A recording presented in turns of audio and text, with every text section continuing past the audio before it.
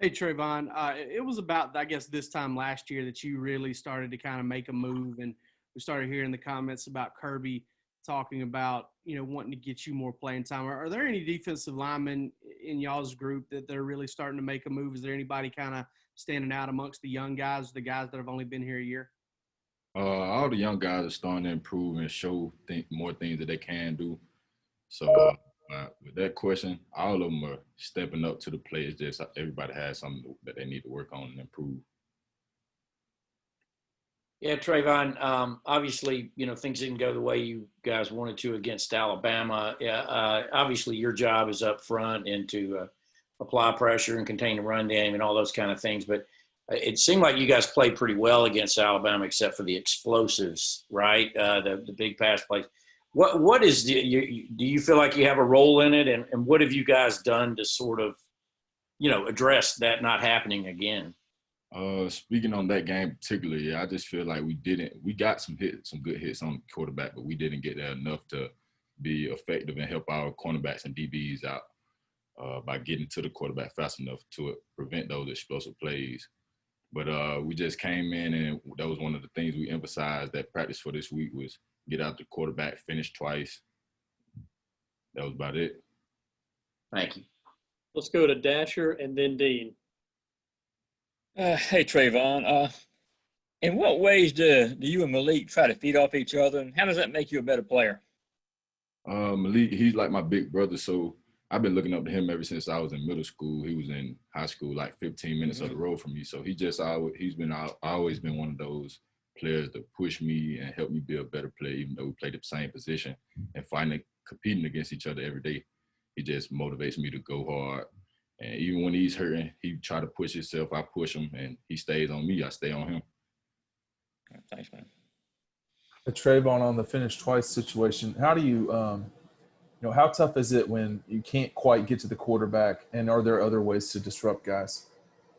When you can't quite get to the quarterback, like Coach Smart and Coach Lennon always emphasize, if you run back to the ball, then maybe like a screen, you can help get in on that play. Just saying, if you don't get to the quarterback fast enough, you can still be effective in the play by chasing the ball down, not giving up on the play. Go to Brandon and then Mark. Hey, Trayvon. Since you guys are from around the same area, I didn't know if you had any relationship with Karis Jackson while y'all were growing up through high school, but whether it was then or even now, like a couple of years here in Athens, how have you kind of seen him kind of dedicate his success to the people around him, always wanting to help other people, and like how happy are you to see him have the success that he's had early on? With Kieris, I've been knowing Kieris ever since high school, playing 7-on-7 against him. And he's always been that guy just to go around smiling. He's a joyful person picking everybody up. And I've seen him, like he'd had some injuries like me, and he's one of those tough guys that just fight through it and keep working to help better his team and himself.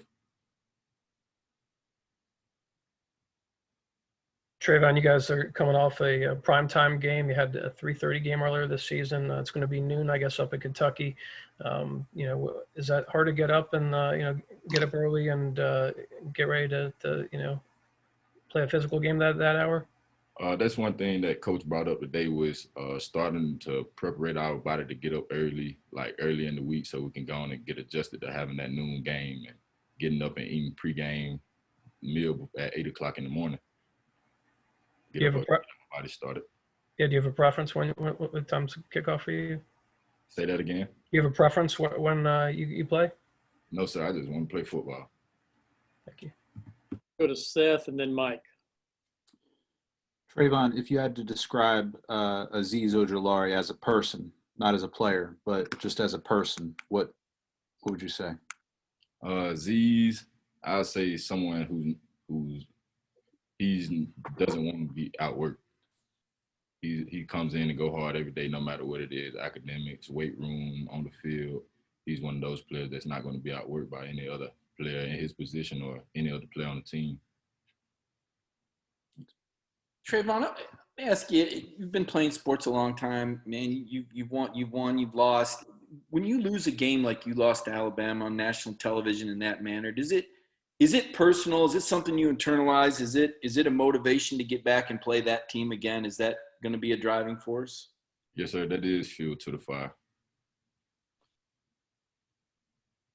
I guess just to expand on that, and up to you how much it evolves, but what would be the best way to classify that post game? Again, like I said, I know you guys play a lot of football games, but what was that locker room like? It was just a learning experience. Going back and looking at the game, we seen like the D line. One of the things we emphasized, like you all said, that we had to get to the quarterback faster to help our DBs and corners out. So that's one of the main things that me and the D line group focused on. Let's go to Palmer and then William. Hey, Travon, y'all are averaging just over 20 quarterback hurries per game. How would you assess y'all's ability to get to the quarterback? And obviously, it was a little bit of an issue against Alabama. What are the expectations there, and how can y'all improve there? Way we improve there is just keep going to practice and working on our technique, getting better at hand blocks and things of that sort, recognizing the pass set or whatever it may be, just so that we can stay on top of that. Quick follow-up there. Is there a number specific goal for the coach sets out for y'all in terms of quarterback hurries per game? No. Just go out there and get to the quarterback. Yeah, hey Travon. Going up against a really strong offensive line, like you did against Alabama, what gaps did you guys see as a defensive line group in stopping Najee Harris that that you can't repeat against this really rush heavy offensive Kentucky's? One of the main things we always talk about our anchor, like our nose. He plays a big role in like the run game and gaps, and then outside, also on the outside, like closing. We get the edge set and we have an anchor in the middle. Then we're going to be hard to run on. Let's go to Lance and then Connor. Hey, Travon, you hear me? Yes, sir. What are something you guys have been focused on, especially on this Kentucky offense that's been struggling over the past couple of weeks? And which quarterbacks have you guys been? Has it been Gatewood or Wilson who's been preparing for the most? They're both very athletic quarterbacks, so we really just don't train our mind for one quarterback. We train for both, and we look at them both the same. One may have more speed than the other, but still, as long as you do your job, you'll be good. Hey, Travon, what's sort of your stance or viewpoint on playing special teams, and how has that helped you become a better defensive lineman, if at all? Playing special teams, I look at it as like just being an athlete, playing basketball. It helped me I have more options playing special teams, and that's one of the main ways you can help yourself get to the lead. So just not by playing D-line, but playing special team, that can also help me get to the lead faster if things don't work as how I want them to at the end. Okay, Travon, thank you for your time tonight. Thank you.